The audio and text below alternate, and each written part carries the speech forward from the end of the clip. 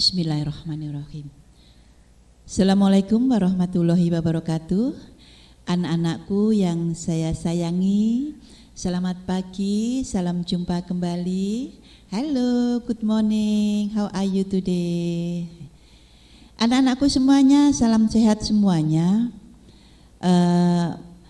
Bunda akan memberikan materi yang baru pada pagi hari ini.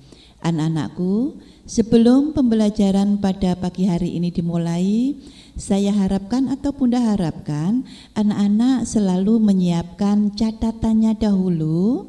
Sambil membawa catatannya, anak-anak membuka catatannya, jangan lupa untuk selalu bersyukur. Anak-anakku, marilah pembelajaran pada pagi hari ini kita mulai. Anak-anakku, agar belajar kita pada pagi hari ini lancar, tetap semangat semuanya, marilah kita berdoa dahulu. Bismillahirrahmanirrahim. Raditu billahi robba wa bil islami dina wa bi Muhammadin nabiyya wa rasulah rabbi sidni ilma warzuqni fahma. Anak-anakku semuanya, pada pagi hari ini Bunda menyampaikan materi yang baru, yaitu tentang tag recons. Sebelum Bunda menyampaikan materi yang baru pada pagi hari ini, anak-anakku semuanya pasti mengingat dan juga pasti mengetahui untuk materi kelas 7.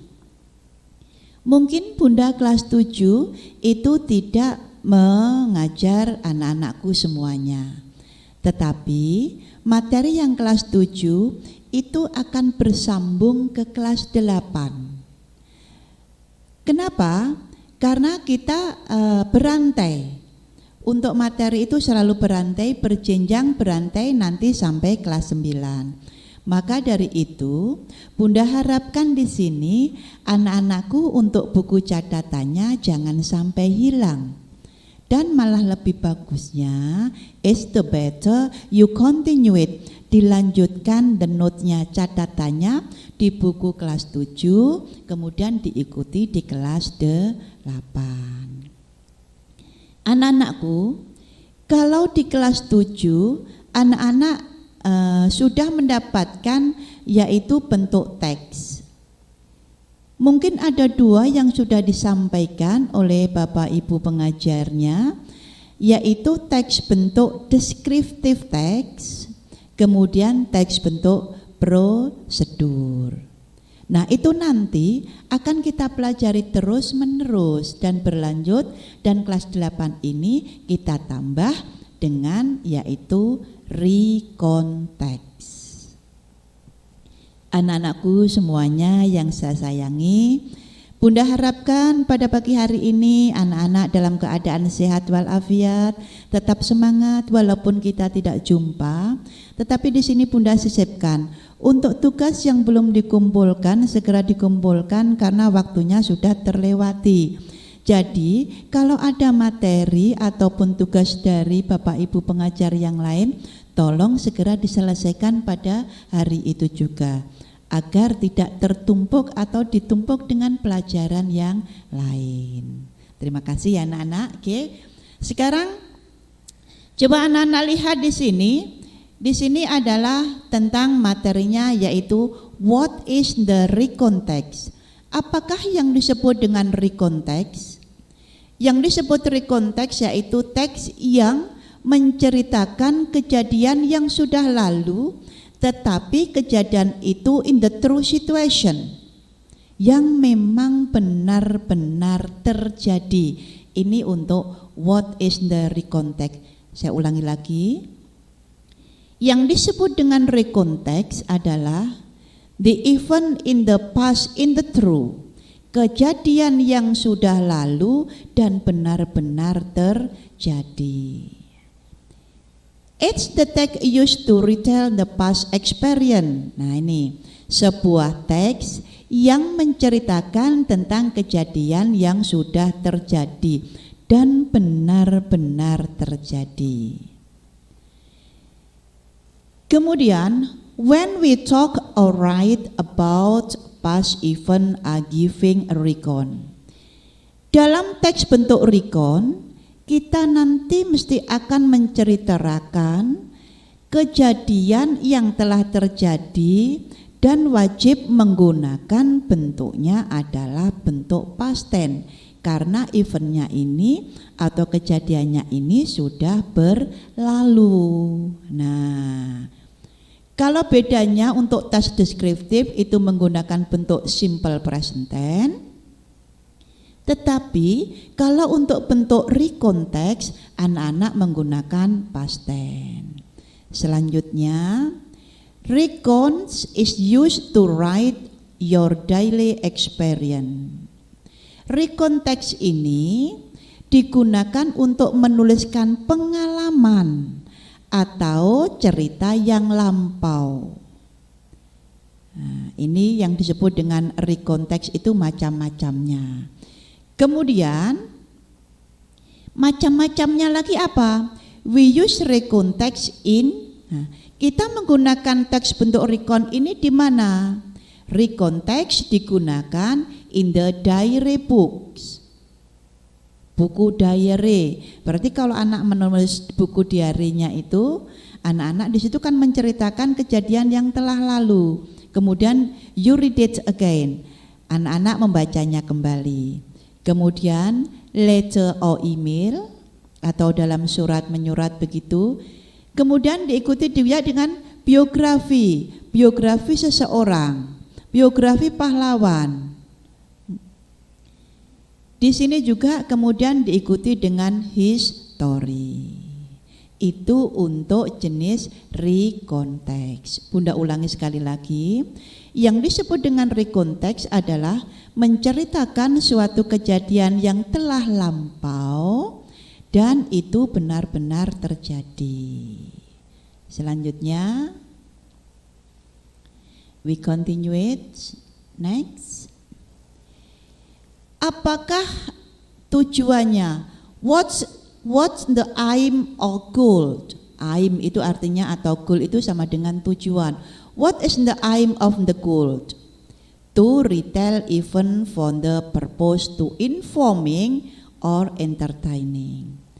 Tujuan dari teks bentuk recon tersebut adalah untuk menceritakan kejadian atau menginformasikan kejadian yang sudah berlalu tetapi dalam bentuk nyata.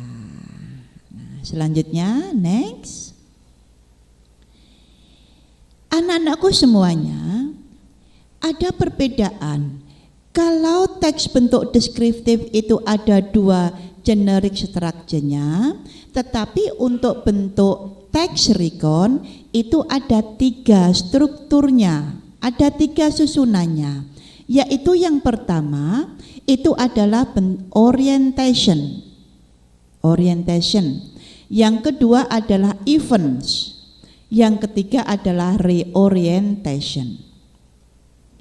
Sekarang Bunda jelaskan apakah yang disebut dengan orientasi. Orientasi adalah menerangkan tentang tempat atau kejadian yang telah terjadi, di mana kejadiannya itu ataupun kapan kejadian itu tempatnya ada di orientasi. Orientasi is the explained setting, when or where, and the participant atau characters who happening in the passage and the beginnings. Ini untuk orientation. Yang kedua adalah events. Events, nah di sini kenapa ini ada S-nya? Kalau ada S-nya ini berarti itu ada bermacam-macam kejadian. Contohnya misalkan, kalau di sini event boleh berarti satu, boleh lebih dari dua. Karena di sini mungkin anak-anak hanya menceritakan kejadiannya itu hanya satu kali.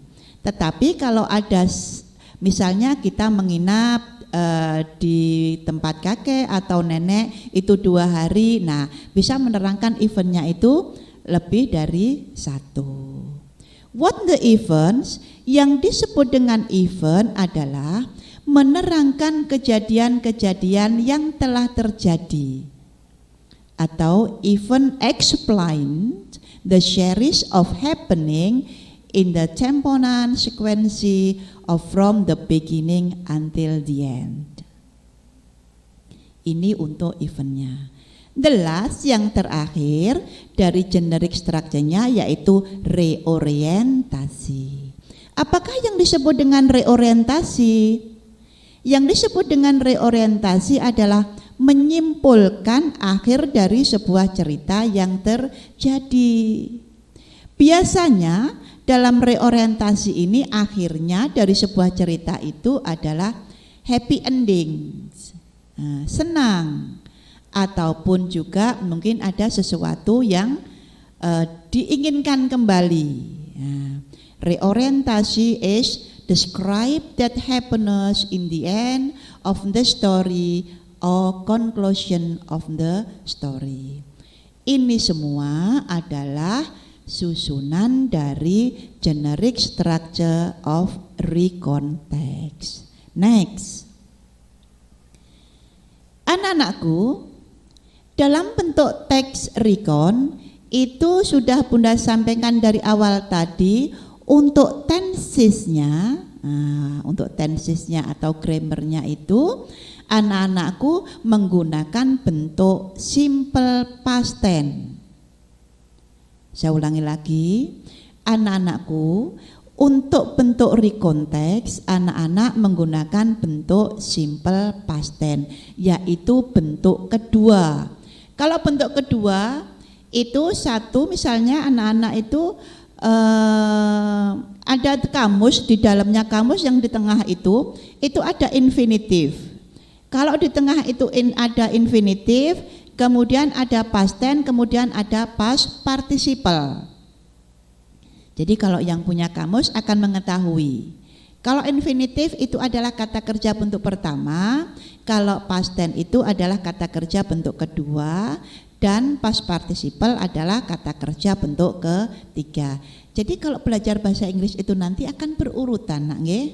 Nah, selanjutnya dalam bentuk recontext, simple past tense is used to action of situation in the past.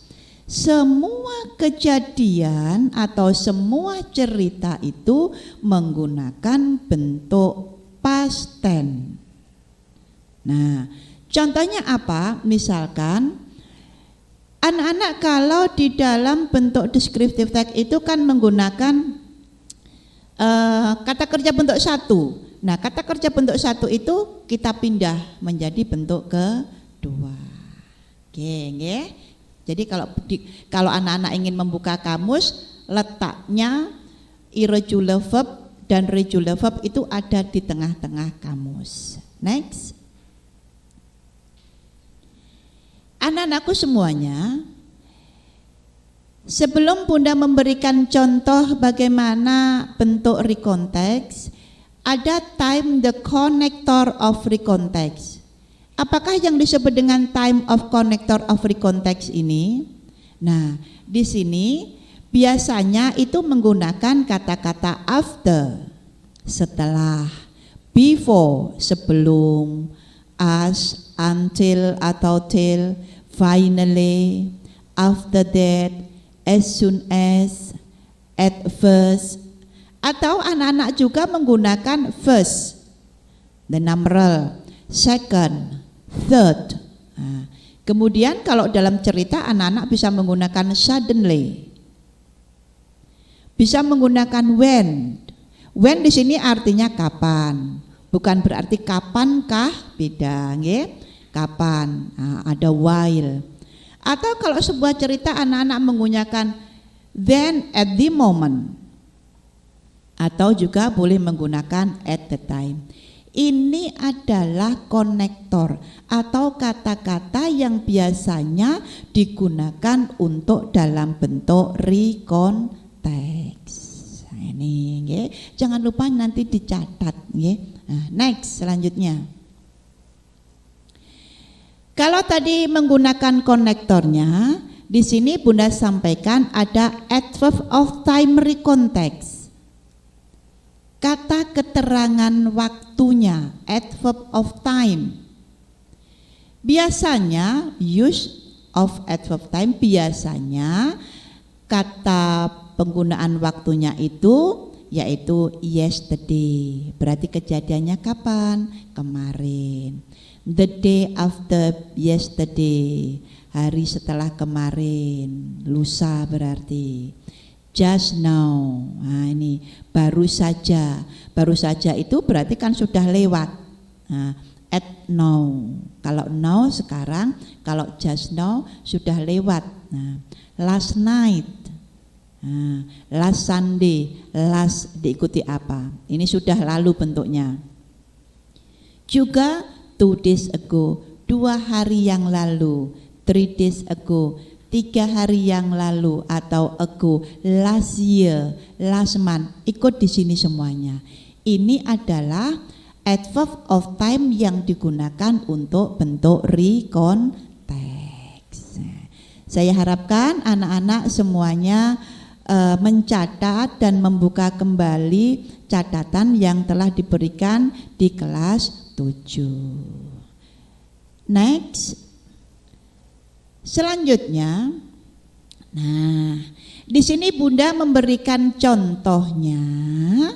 Ini adalah cerita dalam bentuk recontext, contoh bentuk recontext. Di sini Bunda memberikan contoh yaitu tentang A Beautiful Day at Jogja. Hari-hari yang indah di Jogja. Ini adalah title-nya, ini adalah judulnya. Nah, tadi anak-anak sudah menyimak tentang generic structure untuk susunannya, strukturnya. Ada orientasi, ada event, kemudian ada reorientasi. Apakah yang disebut dengan reorientasi tadi, atau maaf, apakah yang disebut dengan orientasi? What is the orientation? Yang disebut reorientasi tadi adalah tempat di mana kejadian itu berlangsung. Karena di sini judulnya adalah A Beautiful Day at Jogja. Nah, di sini last week, minggu lalu, nah, berarti kejadian ini sudah lampau. Last week my friend and I went to Jogja. We visited many places. Orientasinya menerangkan tempatnya yaitu di Jogja. Kapan harinya? Yaitu last week, minggu lalu. Untuk yang di awal kalimat seperti ini namanya atau disebut dengan orientasi. Setelah itu biasanya itu adalah eventnya. Nah, kalau tadi orientasi kemudian kita ke event. Nah, ini ada beberapa event di sini. Nah, ini ada eventnya karena di sini ada beberapa hari. My friend and I went to Jogja. We visited many places. Ada tempat-tempat yang lain yang dikunjungi. Tadi Bunda sampaikan di awal itu ada konektornya. Nah, konektornya di sini first. Pertama, we visited Parangtritis Beach. The sun shined brightly and the scenery was very beautiful there. We left the wind blow across to us. We also saw a lot of people in that beach. There were many birds flew in the sky. Also, there were many sailors who showed many kind of souvenir. Ini dari sini ada yang first ini adalah termasuk event 1. Nah, ini dalam ini adalah event 1. Ini namanya kan karena ini ada event naknya. Event itu beberapa kejadian. Di sini boleh diikutkan dengan event 1. Kalau susunannya tadi menggunakan bentuk kedua, ini Bunda berikan contohnya. Di sini ada visited. Nah, ini visited adalah bentuknya dari regular verb, bentuk beraturan. Ada ed di sini. Di sini ada ed-nya. Kalau anak-anak buka kamus untuk visited ini, kalau visit tidak ada ed-nya, ini adalah bentuk V1. Karena ditambah dengan ed, ini menjadi past tense. Makanya Bunda sarankan anak-anak harus tahu regular verb dan irregular verb. Bagaimana taunya? Buka kamusnya. Nah, di sini pentingnya kalau belajar bahasa Inggris, anak-anak harus tahu kamusnya. Nah, ini agak sulit sedikit, nak nggih. Oke. The sun shone brightly and the scenery was very beautiful there. Saya translate dulu. Translate itu saya terjemahkan. Yang namanya translate itu the meaning-nya adalah terjemahkan. Yang pertama bukan satu, tapi yang pertama karena menggunakan bentuk numerals. Yang pertama, kita itu siapa? My friend and I. Kalau ada my friend diikuti dengan I, siapapun yang diikuti dengan I, kita rubah menjadi we. Karena saya sering menjumpai kalau di sini pertanyaannya I, jawab sampean you. Itu enggak boleh. Dilihat dulu siapa yang bilang itu. Hati-hati kalau belajar. Karena kita tidak jumpa begitu, jadi Bunda menerangkannya harus hati-hati. Nah, nggih. Oke. We visited Parangtritis. Kita mengunjungi Parangtritis, pantai Parangtritis. The sun shone brightly. Nah, di sini shone dari shined. Nah, ini dari shine menjadi shone. And the scenery, dan pemandangannya. Kalau bentuk ada was di sini adalah perubahan dari is to be is. Is dipindah menjadi was. Very beautiful there. We left, the wind blew. Nah, ini banyak sekali nih kata kerjanya bentuk kedua. Felt, blew, dari blow menjadi blew. Kemudian ada saw. Nah, ini dari see menjadi saw. Kemudian a lot of people and that beast were, karena ini jumlahnya banyak, dari are we change, kita rubah menjadi were. Nah, di sini flew, dari flew menjadi flew, were. Nah, ini ya. Ini Bunda bacakan dahulu ya. Anak-anak menyimak sambil melihat dan di underline sendiri-sendiri. Bunda bacakan, anak-anak menggarisbawahi dan anak-anak mencatat mana yang termasuk dalam bentuk struktur atau kata-kata yang bentuknya past tense. Sekarang Bunda bacakan. Oh ya, sebelumnya ini adalah eventnya dulu. Kemudian yang terakhir adalah reorientasi. For me, that was beautiful day. We really enjoy it and I hope I could visit Jogja again. Untuk saya, hari-hari yang sangat menyenangkan.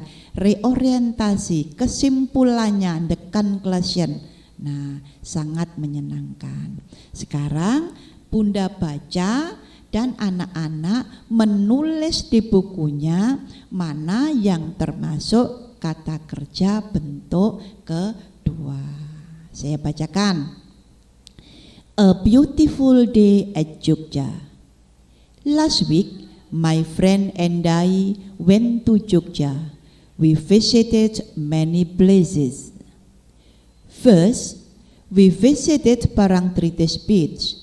The sun shone brightly and the scenery was very beautiful there. We felt the wind blew across to us. We also saw a lot of people in that beach. There were many birds flew in the sky. Also, there were many sailors who showed many kind of souvenir. Second, we visited Gembira Loka Show. We saw many kind of animal there, such as monkey, tiger, crocodile, snake, etc. We looked around in that show and also took picture of those animals. Then we felt hungry, so we went to the restaurant. As soon as we finished our lunch, we decided to go home. For me, that was a beautiful day. We really enjoyed it, and I hope I could visit Jogja again. Anak-anakku, ini tadi adalah bentuk contoh dari teks recon. Anak-anakku, mohon maaf untuk tugas Bunda pada pagi hari ini tidak ada, tetapi anak-anak tetap mencatat.